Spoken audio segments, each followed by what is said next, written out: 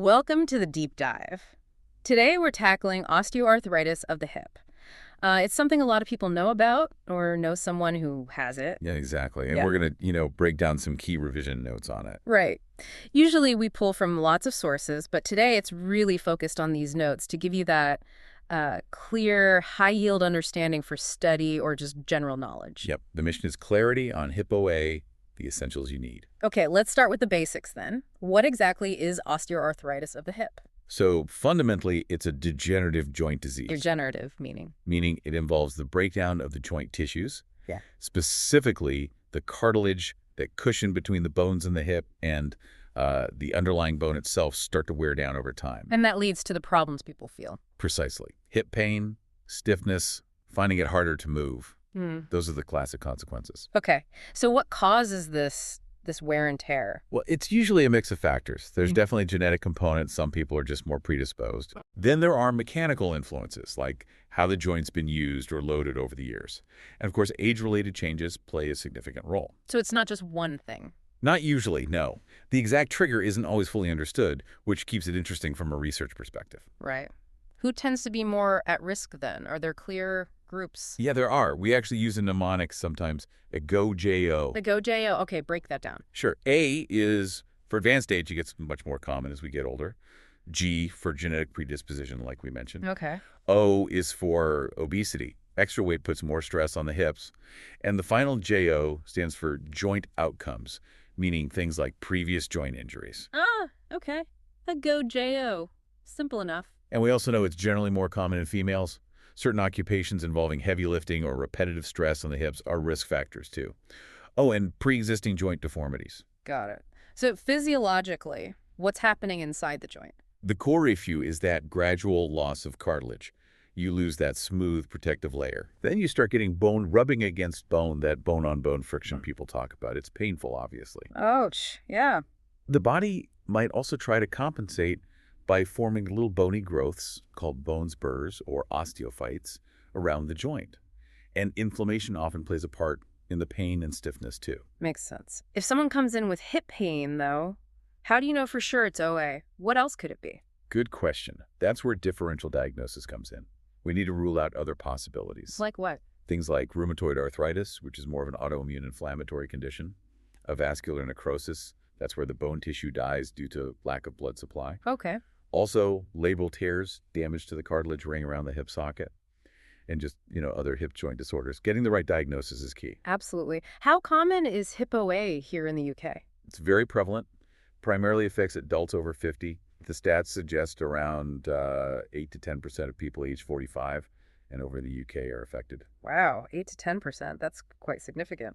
It really is. It has a major impact on a lot of people's lives. So what are the specific signs and symptoms someone might notice building up? Well, the pain is usually gradual in onset, often described as a deep ache in the groin, buttock, or thigh. Stiffness is common too, especially in the morning or after sitting for a while. And does activity affect it? Typically, yes.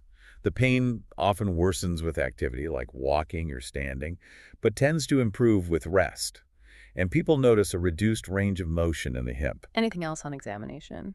You might find tenderness when pressing around the joint, sometimes a bit of swelling, a clicking or grinding sound that's called crepitus. People might develop a limp. Right. And just difficulty with everyday things, putting on socks, getting in and out of a car. Muscle weakness around the hip can develop too. Okay. So if you suspect OA, what tests do you use to confirm?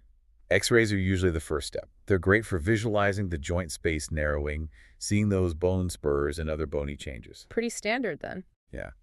An MRI isn't always needed, but gives much more detail on soft tissues like cartilage and the labrum if there's uncertainty. Blood tests are mainly done to rule out other conditions, like rheumatoid arthritis. And what about joint fluid analysis? That's done much less commonly for OA. More useful if you suspect infection or crystal arthropathy like gout.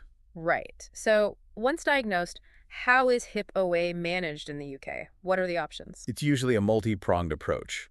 Lifestyle changes are key. Weight management, if needed, is really important. Makes sense. Less load on the joint. Exactly. Physical therapy is crucial exercises to strengthen the muscles around the hip and maintain flexibility. What about pain relief?